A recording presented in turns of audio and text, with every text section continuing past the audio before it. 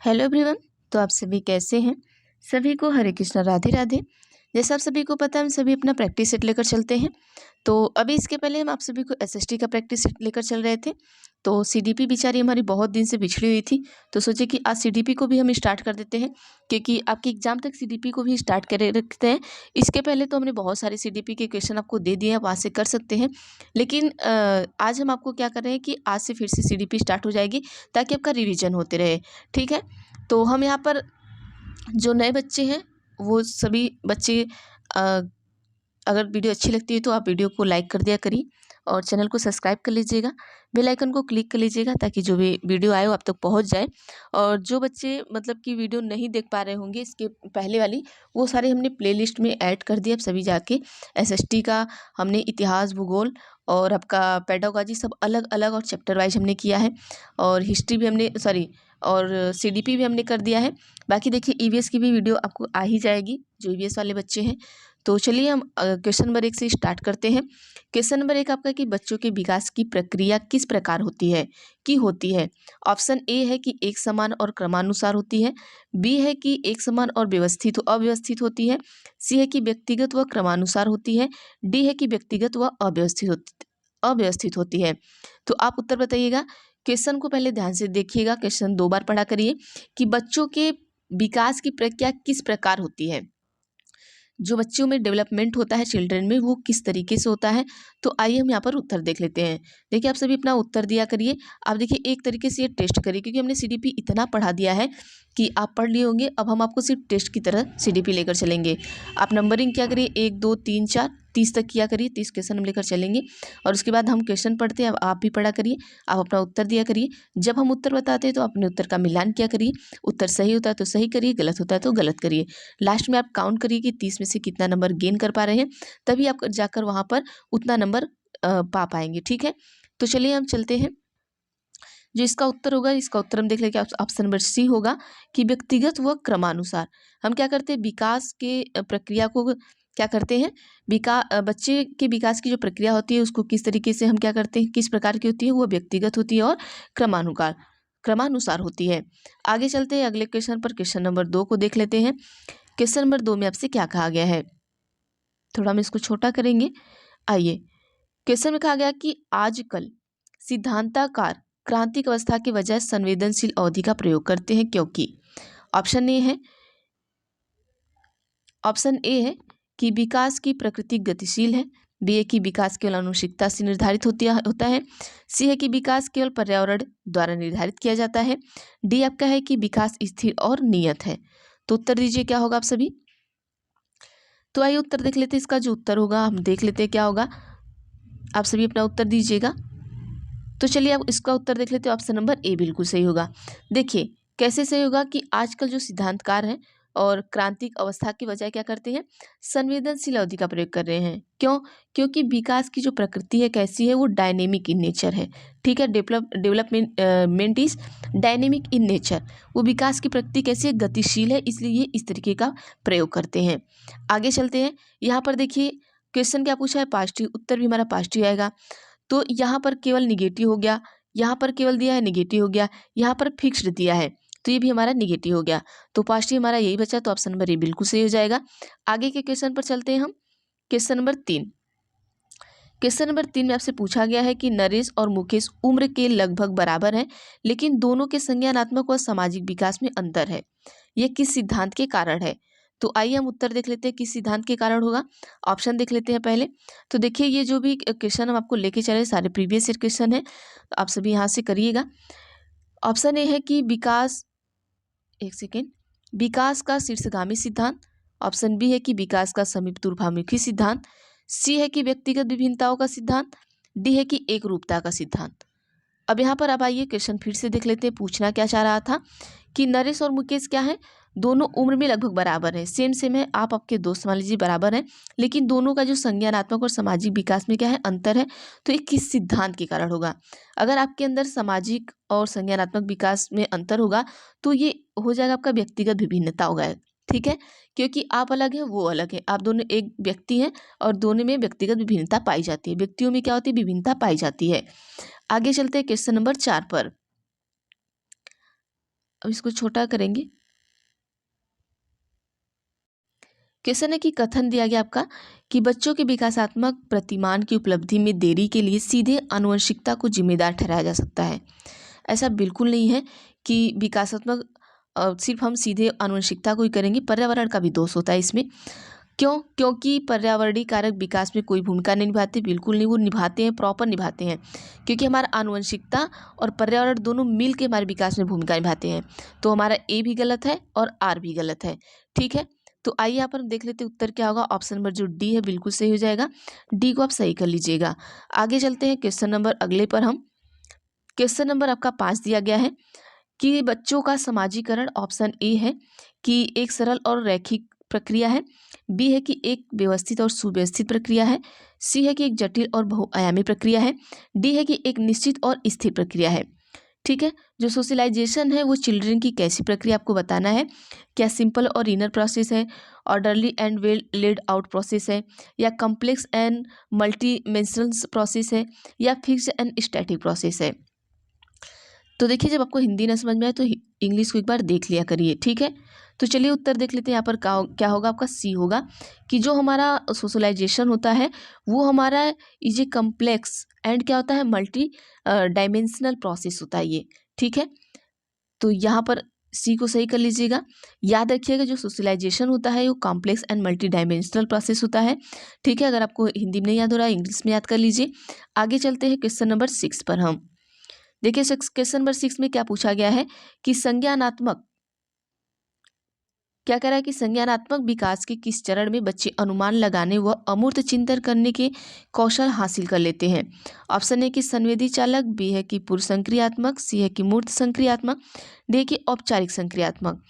क्या पूछा है कि जो कॉग्निटिव डेवलपमेंट है, तो children development to the abilities of inference and abstract logic, मतलब कि बच्चा लॉजिक कब करने लगता है। क्या सेंसरी मोटर में जाएगा, प्री ऑपरेशनल में रहेगा, कंक्रीट में रहेगा, या फॉर्मल स्टेज में रहेगा। तो देखिए, जब जैसे ही आपको लॉजिक पूछ देगा तो समझ जाइए कि बच्चा फॉर्मल स्टेज में है, मतलब औपचारिक है। संवेदी तो बच्चा छोटा रहता है तो उसमें तो वो लॉजिक उसको आएगा नहीं। पूर्व संक्रियात्मक में भी बच्चे को इतना लॉजिक आएगा नहीं, मूर्त संक्रियात्मक भी नहीं, लेकिन जो फॉर्मल आपका ऑपरेशन होगा उसमें बच्चा लॉजिक सीख लेता है, मतलब अमूर्त चिंतन या औपचारिक आप इसे कह सकते हैं, अमूर्त चिंतन के कौशल हासिल कर लेता है। कब? फॉर्मल ऑपरेशनल में। आगे चलते हैं, अब थोड़ा सा इसका एक्सप्लेन कर देते हैं, इसको देख लीजिए। संवेदी गामक जो अवस्था होती है 2 वर्ष से 0 से होती है। पूर्व संक्रियात्मक अवस्था 2 से 7 वर्ष होती है। मूर्त संक्रियात्मक या ठोस अवस्था 7 से 11 वर्ष होती है। अमूर्त या औपचारिक संक्रियात्मक अवस्था आपकी 11 वर्ष से ऊपर होती है। आगे चलते हैं क्वेश्चन नंबर 7 पर। क्वेश्चन नंबर 7 क्या कह रहा है कि जीन पियाजे के सिद्धांत में डैश डैश, जब एक बच्चा नए अनुभव के लिए मौजूदा स्कीमा को संशोधित करता है तो वह प्रक्रिया कहलाती है। देखिए, जो जीन पियाजे की थियरी है तो उसमें होता क्या है कि व्हेन द चिल्ड्रन, जो चिल्ड्रन है वो मॉडिफाइज द एग्जिस्टिंग स्कीमास। ठीक है, जब बच्चा एग्जिस्टिंग स्कीमा, मतलब कि जो मौजूदा स्कीमा है, तो उस account for a new experiences, वो अलग अलग मतलब कि एक्सपीरियंस ले रहा है तो ये किस में आएगा। तो क्या वो एकोमोडेशन करेगा, या ऑर्गेनाइजेशन करेगा, या मेटाकॉग्निशन करेगा, या स्कैफोल्डिंग करेगा। तो क्या कर रहा है बच्चा यहाँ पर, एक्सपीरियंस कर रहा है। जब एक्सपीरियंस करेगा तो एक्सपीरियंस में हमेशा याद रखिएगा, बच्चा एक्सपीरियंस कर रहा है तो ये ट्रिक है कि यहाँ पर एकोमोडेशन कर रहा है, मतलब समायोजन कर रहा है अपने अंदर। ठीक है, अगर आप एक्सपीरियंस कर रहे हैं तो किसी भी चीज़ को अपने अंदर समायोजित कर रहे हैं। आगे चलते हैं अगले क्वेश्चन पर हम। क्वेश्चन नंबर 7 के बाद हम 8 में आते हैं। जीन पियाजे के अनुसार आत्मकेंद्रिता के क्या मायने हैं। ऑप्शन ए है कि किसी स्थिति में के एक से ज़्यादा आयाम पर विचार करने की क्षमता, और ऑप्शन बी है कि सोच प्रक्रिया को मानसिक संरचनाओं के आधार पर संगठित करना। ऑप्शन सी है कि मौजूदा स्कीमा का उपयोग करते हुए संसार की समझ बनाना। ऑप्शन डी है कि दूसरों के अनुभवों और व सांसारिक दृष्टिकोण को अपनी दृष्टि से देखने की प्रवृत्ति। तो यहाँ पर क्या होगा, जीन पियाजे के अनुसार आत्मकेंद्रिता। ठीक है, जो आत्मकेंद्रिता का क्या मायने है ये पूछा है, तो चलिए उत्तर दे दीजिए आप सभी।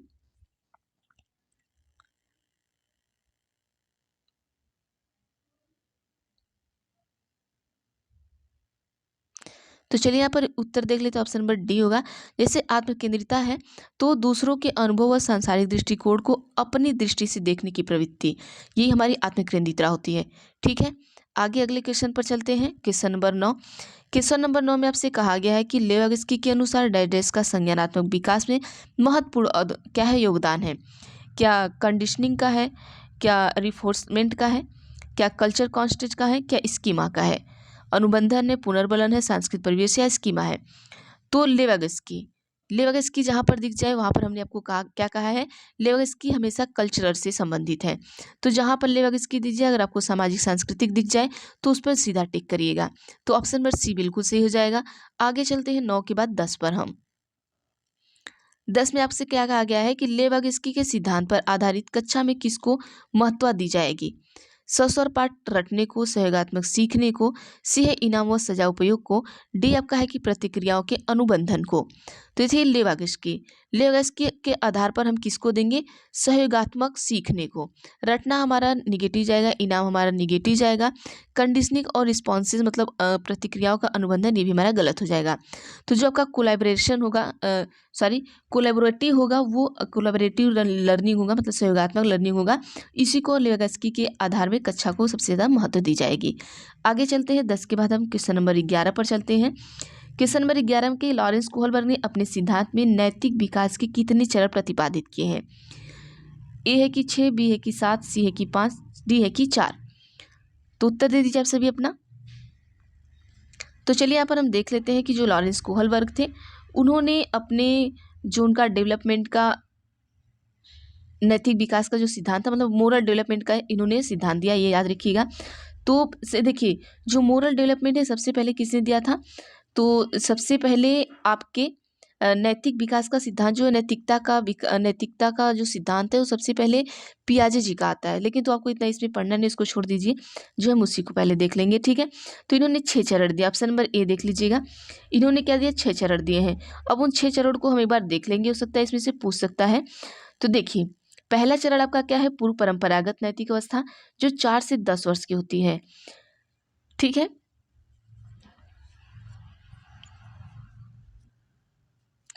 और दूसरा क्या आपका आज्ञाकारिता और सजा। एक सेकेंड स्टार्ट से पढ़िए तब समझ में आएगा। ठीक है, देखिए, लॉरेंस कोहलबर्ग ने अपने सिद्धांत में नैतिक विकास के 6 चरण प्रतिपादित किए। याद रखिएगा कितने, 6, जिसमें क्या है कि 3 अवस्थाओं में 6 चरण को सार्वभौमिक मानते हैं। 3 अवस्थाएं हैं जिसमें 6 चरण हैं, तो उसको हम सार्वभौमिक मानेंगे। और कोहलबर्ग ने अपने नैतिक विकास के सिद्धांत का प्रतिपादन 3 अवस्थाओं में तथा 6 चरणों में किया। तो पहली अवस्था क्या थी, पूर्व परंपरागत अवस्था, मतलब नैतिक अवस्था, जो 4 से 10 वर्ष है। दूसरी अवस्था इनकी क्या है, नैतिक अवस्था, ठीक है, जो आपकी 10 से 13 वर्ष है। तीसरी अवस्था क्या है, उत्तर परंपरागत नैतिक अवस्था, ये 13 से 16 वर्ष है। अब इसमें जो इनके चरण है, तो इसमें पहला चरण आज्ञाकारिता और सजा है, मतलब पूर्व परंपरागत में, और दूसरा है आत्म अभिरुचि और प्रतिफल, ये पूर्व परंपरागत में। जैसे कि बच्चा आज्ञाकारिता और सजा से डरता है तो वो पूर्व परंपरागत में है, क्योंकि जैसे शीला है तो किचन में मिठाई रखी तो वो मिठाई खाने से डर रही है, तो वहाँ पे पूछता है क्वेश्चन में कि ये किस परंपरागत में, तो आप कहेंगे पूर्व परंपरागत में, क्योंकि इसके पहले उसे क्या सजा मिल चुकी होगी, तभी उसके अंदर डर है कि अगर हम दोबारा मिठाई खाएंगे तो मार खाएंगे। तो ये हो गया। और जो पारंपरिक नैतिक अवस्था आती है, ये जब बच्चा 10 से 13 साल में जाता है तब आती है। तब वहाँ पे बच्चा अच्छा लड़का अच्छा लड़की अभिविन्यास आता है, मतलब कि आपकी हर बात को मानेगा, वह अच्छा लड़का लड़की बनने का प्रयास करेगा और सामाजिक व्यवस्था बनाए रखेगा, मतलब कि आप जो कहते हैं वो उस पर अटल रहेगा, वही कार्य करेगा। अगर आप बच्चों को 10 से 13 साल के बच्चे को अगर जो चीज़ें कहेंगे कि यही करना है, यही रहना है, ये करना है, तो वो ज़्यादा उस पर अमल रहता है। फिर हम आते हैं उत्तर परंपरागत अवस्था पर, नैतिक अवस्था पर, ये 13 से 16 वर्ष के बीच में आती है। ठीक है, 13 से 16 वर्ष तक रहती है। इसमें सामाजिक अनुबंधन और व्यक्तिगत अधिकार आ जाता है आपका, और सार्वभौमिक सिद्धांत आ जाता है। इसमें जैसे क्या होता है कि नियम कानून को, हर चीज़ों को इकट्ठा करके बच्चा समझने लगे। जैसे होता है ना कि नियम कानून वाले में आता है कि ये यहाँ पर केस है तो इस तरीके से ये वकील है तो ये नियम कानून से चलते हैं, तो वो नियम कानून वाले में आ जाता है। तो वो व्यक्तिगत अधिकार वाले में आ जाता है, जिसका जितना अधिकार है उस पर आ जाता है। तो ये 6 चरण और 3 अवस्थाएं आप याद रखिएगा। आगे चलते हैं अगले क्वेश्चन पर, क्वेश्चन नंबर 12। क्वेश्चन नंबर 12 में आपसे क्या कहा गया है देख लीजिएगा कि कोहल वर्ग के नैतिक विकास के किस चरण में, अब देखिए ये पूछ दिया क्वेश्चन कि किस चरण में व्यक्तियों का मानना है कि सामाजिक व्यवस्था को बनाए रखने के लिए निश्चित नियम का पालन किया जाना चाहिए। जब नियम का पालन करेंगे आप तो किस अवस्था में जाएंगे, कानून व्यवस्था विन्यास में जाएंगे। ये आपका कौन सा चरण आएगा, ये आपका चरण जो है वो 5वें चरण में आ गया है। और जो इनका देखिए अभी हमने यहाँ पर आपको दिखाया, यही हमारा है कि जो अवस्था है ये तीसरी अवस्था है, लेकिन चरण कौन सा है, ये चरण आपका 5वां हो गया। तो यहाँ पर अवस्था भी पूछ सकता है, चरण भी पूछ सकता है, तो ऑप्शन नंबर सी बिल्कुल सही कर दीजिएगा। आगे चलते हैं अगले क्वेश्चन पर हम। अगला क्वेश्चन है क्वेश्चन नंबर 13। क्वेश्चन नंबर 13 में कह रहा है कि हार्वर्ड गार्डनर के सिद्धांत के अनुसार नर्तकियों, धावकों और अभिनेताओं के पास कौन सी बुद्धि अधिक होगी। देखिए नर्तकी है और धावक है और अभिनेता है, तो अस्थायी बुद्धि होगा, क्या उनकी भाषाई बुद्धि होगा, शारीरिक और संवेदनात्मक बुद्धि होगा, अंतरा व्यक्ति बुद्धि होगा। तो देखिए जो धावक है उनके लिए शारीरिक गति, संवेदनात्मक बुद्धि क्या सही होगी, क्या अस्थायी बुद्धि होगी। तो आइए देख लेते हैं कि अगर कोई धावक है तो उनके अंदर जो बुद्धि होगी वो कौन सी होगी, तो उनके अंदर शारीरिक गति मतलब क्या है, एक ट्रिक से समझ लीजिएगा कि धावक है अगर दौड़ रहा है तो उसके अंदर शारीरिक संवेदनात्मक बुद्धि बहुत जरूरी है, ठीक है। तो आइए अगले पर चलते हैं, क्वेश्चन नंबर 14 पर। 14 में आपसे कह रहा है कि यह शिक्षा कक्षा में लड़कों के लिए एक शिक्षक की टिप्पणी पुरुष बनो, लड़कियों की तरह व्यवहार मत करो, किसको बढ़ावा देगी। ऑप्शन है कि जेंडर समानता, क्या अगर हम पार्शियलिटी कर रहे हैं लड़के लड़की में तो क्या समानता बता रहे हैं, नहीं। जेंडर रूढ़िवादिता बता रहे हैं, क्या जेंडर भूमिका में लचीलापन बता रहे हैं, बिल्कुल नहीं। जेंडर समता बता रहे हैं, बिल्कुल नहीं। यह हम रूढ़िवादिता कर रहे हैं, ठीक है। स्टीरियोटाइपिंग हम कर रहे हैं यहाँ पर, क्योंकि हम लड़के और लड़की में अंतर कर रहे हैं, तो ऑप्शन नंबर बी सही कर लीजिएगा।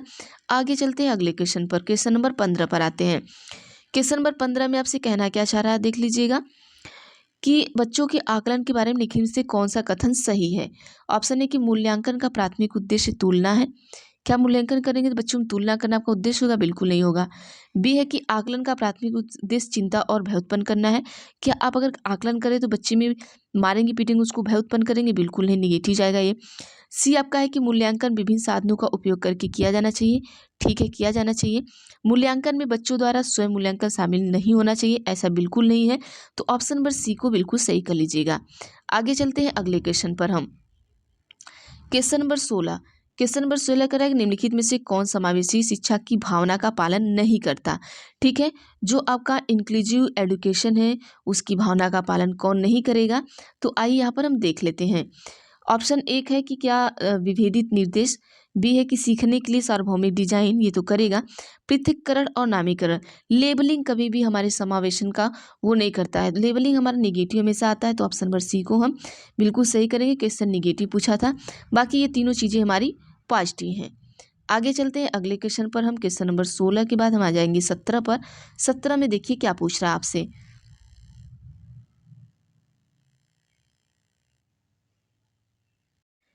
क्वेश्चन आपसे कह रहा है कि वंचित पृष्ठभूमि के छात्र वाली कक्षा में एक शिक्षक को किसके अनुभव का साझा करने की अनुमति देना चाहिए। ऑप्शन है कि सभी को अपने अनुभव कक्षा में लाने से हतोत्साहित करना चाहिए।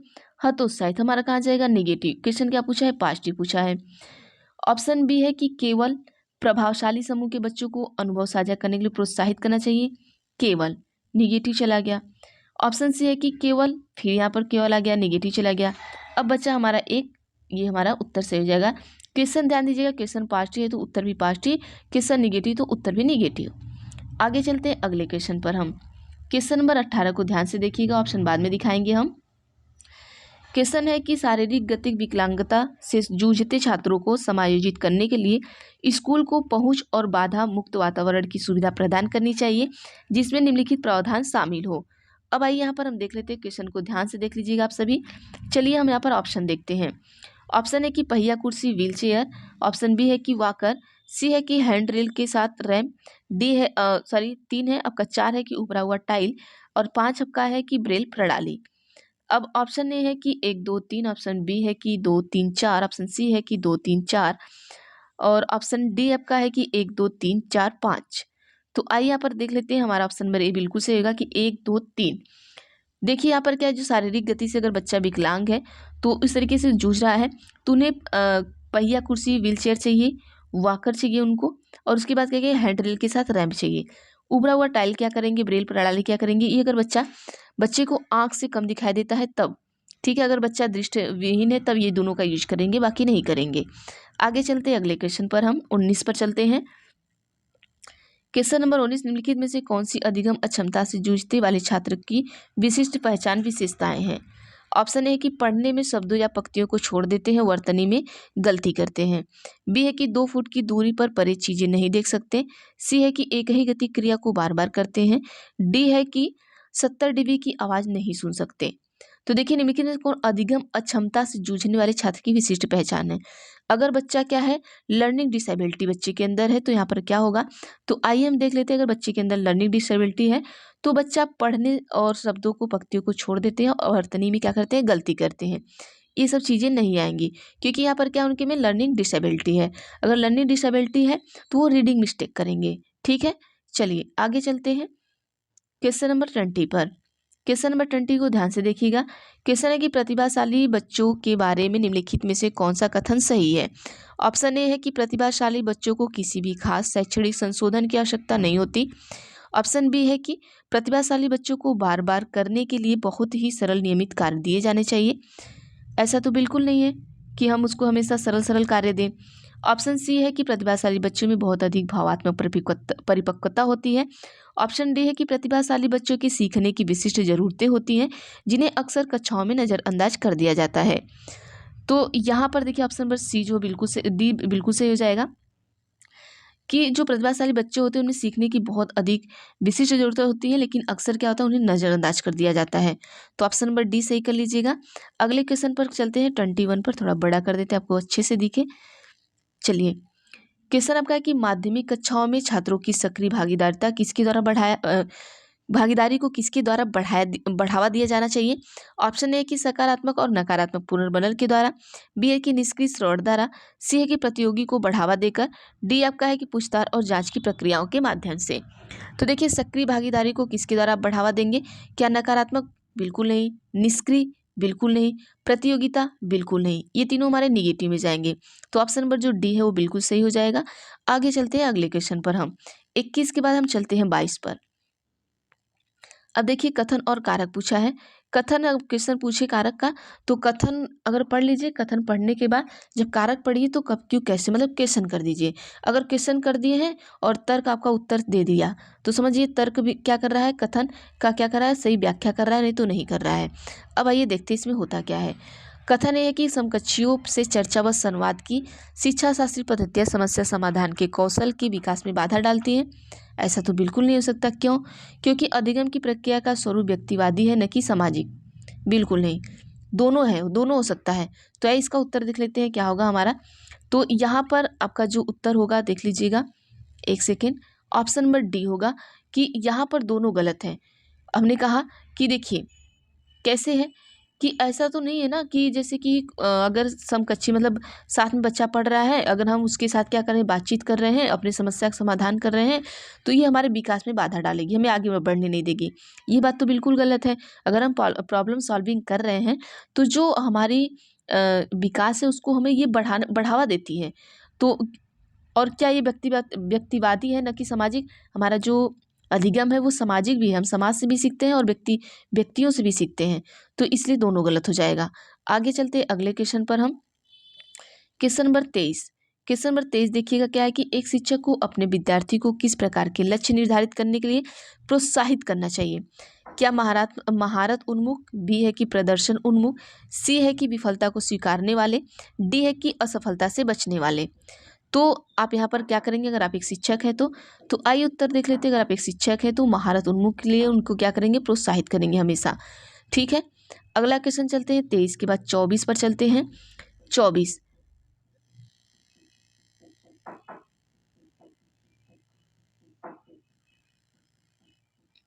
क्वेश्चन आपका है कि एक व्यक्ति की धारणाएं उसके सीखने पर एक महत्वपूर्ण प्रभाव डालती हैं। निम्नलिखित में से कौन सी धारणा सीखने पर एक सकारात्मक प्रभाव डालेगी। तो मुझे जन्मजात कोई क्षमताएं मौजूद नहीं है, क्या ये सकारात्मक प्रभाव डालेगी। शिक्षक हमेशा कठिन प्रश्न बनाते हैं, ये सकारात्मक डालेगी। अच्छे अंक या बुरे अंक लाना अपने प्रयास पर निर्भर करता है, डी है कि भूगोल शास्त्र में मेरे कभी भी अच्छे अंक नहीं आए और मेरे प्रयास करने पर भी इसमें अच्छे अंक नहीं आ पाएंगे। तो यहाँ पर कौन सी ऐसी धारणा है जो सकारात्मक प्रभाव डालेगी, ये पूछ रहा है। तो यहाँ पर चलिए देख लेते हैं, ऑप्शन नंबर जो सी है बिल्कुल सही हो जाएगा कि अच्छे अंक बुरे अंक लाने के लिए अपने प्रयास पर निर्भर करता है। ये हमें क्या करता है, मोटिवेट करता है, ये हमें सकारात्मक प्रभाव डालता है कि अच्छे या बुरे अंक जो भी है वो अगर हम मेहनत करेंगे तो हम पा सकते हैं। बाकी ये तीनों हमारे निगेटिव में चले जाएंगे। ठीक है, आइए अगले क्वेश्चन पर चलते हैं। क्वेश्चन नंबर 25 में देखिए आपका संरचनावाद सिद्धांत का पूछा है कि संरचनावाद का सिद्धांत ऑप्शन ए आपका है कि सीखने में अधिगमकर्ता की भूमिका को महत्वपूर्ण मानता है, जिससे वह संसार के बारे में खुद की समझ बनाते हैं। ऑप्शन बी है कि जानकारी के स्मरण व उसके प्रत्यास्मरण की परीक्षा पर जोर देता है। सी है कि शिक्षिका की प्रभुत्व भूमिका पर जोर देता है। डी है कि निष्क्रिय अनुकरण की अधिगम में भूमिका पर जोर देता है। तो उत्तर दीजिएगा क्या होगा आप सभी। तो चलिए यहाँ पर हम देख लेते हैं, हमारा जो उत्तर होगा ऑप्शन नंबर ए बिल्कुल सही हो जाएगा कि जो सीखने में अधिगमकर्ता की भूमिका को महत्वपूर्ण मानता है, जिससे कि वह संसार के बारे में खुद की समझ बनाते हैं, जो हमारा संरचनावाद का सिद्धांत होता है। आगे चलते हैं अगले क्वेश्चन पर, 25 के बाद 26 पर चलते हैं। देखिए थोड़ी आवाज़ आपको अलग लग रही होगी और मेरे सर में आज बहुत दर्द है। सुबह सुबह उठ के हम सोचे आपको पढ़ाई दे, क्योंकि आपके एग्ज़ाम बहुत पास है, तो इसलिए हम सोचते हैं एक दिन में 3 से 4 वीडियो प्रोवाइड कर दें, ताकि आज, क्योंकि हम आज घर भी जा रहे हैं, तो घर भी जाना है मुझे। आज मेरे घर थोड़ा फंक्शन था तो हमें जाना है, तो आज आपकी जो वीडियो इसको हम प्रोवाइड करके जाएंगे। देखिए शाम तक अगर टाइम मिलेगा तो भी हम वीडियो बना लेंगे वहाँ से, तो आपको दे देंगे। अगर नहीं टाइम मिलता है तो इस वीडियो के बाद आपको कल ही वीडियो आ पाएगी, आज तो नहीं आ पाएगी। और बाकी एक वीडियो हमने आपको प्रोवाइड कर दिया पेडागोजी की, तो कल कोशिश करेंगे पेडागोजी को भी कर दें। जो एसएसटी वाले बच्चे उनकी बात कर रहे हैं, और जो हमारे 1 to 5 वाले बच्चे उनके लिए भी हम ईवीएस को ला देंगे। ठीक है, तो ईवीएस की टेंशन मिल दीजिए, पेडागोजी तो नहीं, बट हम आपको जो 15 नंबर का ईवीएस आता है एनसीईआरटी, उसको हम कवर कर देंगे आप सभी को। ठीक है, तो क्वेश्चन नंबर 26 आपका है कि बच्चे निम्न से किस आधार पर अगले ज्ञान का निर्माण करते हैं। ऑप्शन ए आपका है कि जो उनके लिए अप्रासंगिक है। बी है कि जो वह पहले से समझते हैं। सी है कि जो उनके लिए अज्ञात है। डी आपका है कि जो उनके वर्तमान संज्ञानात्मक स्तर से बहुत परे हैं। अब देखिए यहाँ पर उत्तर देख लीजिएगा, ऑप्शन नंबर जो बी है बिल्कुल सही हो जाएगा कि जो वह पहले से समझते हैं। आगे चलते हैं, 26 के बाद हम 27 पर आ जाते हैं। क्वेश्चन नंबर 27 है कि संज्ञान व संवेग के बारे में कौन सा कथन सही है। ऑप्शन ए आपका है कि संज्ञान व संवेगी प्रक्रिया एक दूसरे से स्वतंत्र है। ऐसा बिल्कुल नहीं है कि ये एक दूसरे से मिले हुए हैं। संज्ञान व संवेग एक दूसरे से गुथे हुए व एक दूसरे को प्रभावित करते हैं, बिल्कुल सही बात है। आइए आगे के भी क्वेश्चन देख लेते हैं। देखिए तुरंत देख के तुरंत उत्तर नहीं लगाना है, आगे के भी क्वेश्चन पढ़ने हैं। ऑप्शन पढ़ने, हो सकता है वो ऑप्शन और भी स्ट्रांग आपका हो। सीटेट में यही देखिए सबसे बड़ी बात है कि एक अगर आपको पॉजिटिव मिल गया तो हो सकता है उससे भी ज़्यादा स्ट्रांग पॉजिटिव मिल जाए तो वो उत्तर सही हो जाता है। अब भाई यहाँ पर हम देख लेते हैं, ऑप्शन नंबर बी ही सही होगा, बाकी हमारा जो ये है ये भी गलत हो जाएगा, ये भी, तो इसको हम पढ़े नहीं क्योंकि हमारा ऑप्शन नंबर बी सही है, तो बी को सही कर लीजिएगा। आगे चलते हैं अगले क्वेश्चन पर, 28 पर चलते हैं। 28 में कह रहा है कि किन शैक्षिक परिणामों द्वारा छात्रों में सार्थक अधिगम को प्रोत्साहित नहीं किया जा सकता। क्वेश्चन निगेटिव, उत्तर निगेटिव आएगा। अन्वेषण और प्रयोग, अन्वेषण पॉजिटिव है, गलत हो जाएगा। अधिसंज्ञानात्मक कौशल का विकास, ये क्या है, ये भी हमारा पॉजिटिव है, ये गलत हो जाएगा क्योंकि निगेटिव पूछा है तो निगेटिव ही सही होगा। चर्चा और बहस हमारा पॉजिटिव है तो ये भी गलत हो जाएगा। निष्क्रिय सुनने के कौशल, निष्क्रिय हमारा निगेटिव है तो हमारा ऑप्शन नंबर डी सही हो जाएगा। ठीक है, आगे चलते 28 के बाद 29 पर चलते हैं। 29 में क्या पूछा गया आपसे कि विद्यार्थियों द्वारा निर्मित भ्रांतियों को निपटने के लिए रचनात्मक दृष्टिकोण क्या सुझाव देता है। ऑप्शन ए है कि उन्हें अनदेखा करना चाहिए। बी है कि उन्हें निष्क्रिय रखने के लिए बहुत सारी वस्तुएं, विषय वस्तु देनी चाहिए। सी आपका है कि विद्यार्थी को सजा देनी चाहिए। डी आपका है कि भ्रांतियों के प्रत्युत्तर हेतु चर्चा को मौके मुहैया करवाने चाहिए। क्या पूछा है, देखिए यहाँ पर पहले क्वेश्चन देखा करिए कि पॉजिटिव पूछा है कि निगेटिव पूछा है। तो निर्मित भ्रांतियों को निपटने के लिए रचनात्मक दृष्टि को क्या सुझाव देना चाहिए। भ्रांति से निपटना है तो आप उन्हें अनदेखा करेंगे, नहीं। किसी चीज़ से निपटना है तो उन्हें अनदेखा करेंगे, नहीं। निष्क्रिय करेंगे, उन्हें रटेंगे, बिल्कुल नहीं करेंगे। आप सजा देंगे, बिल्कुल नहीं। तो उन्हें क्या करेंगे, हम उन्हें भ्रांति के प्रत्युत्तर हेतु चर्चा के मौके और मुहैया कराएंगे। तो ऑप्शन नंबर डी से हो जाएगा। क्वेश्चन क्या था, पॉजिटिव था, उत्तर भी पॉजिटिव ही आएगा। अब चलते हैं हम अपने लास्ट क्वेश्चन पर, क्वेश्चन नंबर 30। क्वेश्चन नंबर 30 में देखिए कथन और कारक पूछ दिया है। कथन ये है कि स्कूल को माता पिता को किसी भी तरह से उनके बच्चों की शिक्षा में शामिल नहीं करना चाहिए। ऐसी बात है बिल्कुल नहीं। अब यहाँ पर क्यों क्वेश्चन लगे क्यों, क्योंकि समुदाय के साथ संपर्क स्थापित करने से विद्यार्थियों के अर्थपूर्ण अधिगम में बाधा उत्पन्न होती है। बिल्कुल नहीं। अगर हम समुदाय के साथ अगर हम विद्यार्थी को पढ़ा रहे हैं, समुदाय में पढ़ा रहे हैं, तो क्या बाधा होगा? बिल्कुल बाधा नहीं होगा। तो हमारे दोनों गलत है, ए और आर दोनों गलत है। यहाँ पर देख लेते हैं। आइए ऑप्शन नंबर यहाँ पर डी सही हो जाएगा। ठीक है, बोथ ए एंड आर फास्ट। तो ये हो गए हमारे 30 क्वेश्चन। इसके बाद सोशल साइंस आएगा। सोशल साइंस की वीडियो हम आपको बता ही देते हैं। तो 30 क्वेश्चन हमने 30 मिनट में करा दिया। तो आप सभी इस टाइम आपकी एग्जाम के टाइम है, तो कहीं से भी क्वेश्चन पढ़िए। आप सभी क्वेश्चन को कम समय में ज़्यादा से ज़्यादा क्वेश्चन करने की कोशिश करिए ताकि आपका टाइम बचे। आप वहाँ से बिल्कुल क्वेश्चन मत करिए जो 4-4 5-5 घंटे की मैराथन लेकर चल रहे हैं और उसमें आपको 60 से 70 क्वेश्चन कराएंगे। ठीक है, तो वहाँ से क्वेश्चन पढ़िए। देखिए हम आपको 1 घंटे के मैराथन में 60 से 70 क्वेश्चन हमने कराया एसएसटी का, आप जाके देख सकते हैं। और हम सीडीपी भी कराते हैं, आपको 30 मिनट में 30 क्वेश्चन कराते हैं। ऐसा भी नहीं कि हम 15 मिनट में 15 क्वेश्चन कराते हैं। तो क्योंकि हमने भी सीटेट का एग्जाम दिया है, हमें पता है कि टाइम को कैसे मैनेजमेंट करना है। हम भी सीटेट पढ़े हैं और हमें सब चीज़ें पता है। तो आप वहीं से पढ़िए जो पता है, जो चीज़ों की महत्व को समझता है। तो बाकी जो बच्चे नए हैं प्लीज़ चैनल को सब्सक्राइब कर सकते हैं। अगर वीडियो अच्छी लगती है तो प्लीज़ आप सभी शेयर भी कर सकते हैं। अगर आपके पास जो भी आप सोशल मीडिया जहाँ से भी जुड़े हैं, व्हाट्सएप पर, फेसबुक पर, इंस्टा पर, जहाँ पर भी, तो हमारी वीडियो को शेयर कर सकते हैं अगर वीडियो अच्छी लगती है। तो आज के लिए इतना करते हैं, बाकी हम देखेंगे नेक्स्ट वीडियो में। जैसे हमने आपको बता दिया था कि आज तो हम अगर शाम को अगर हम फ्री रहें तो वीडियो बना पाएंगे, अगर नहीं फ्री रहें तो हम आपकी वीडियो कल ही आएगी। तो थैंक यू एवरीवन, मिलते हैं हम नेक्स्ट वीडियो में।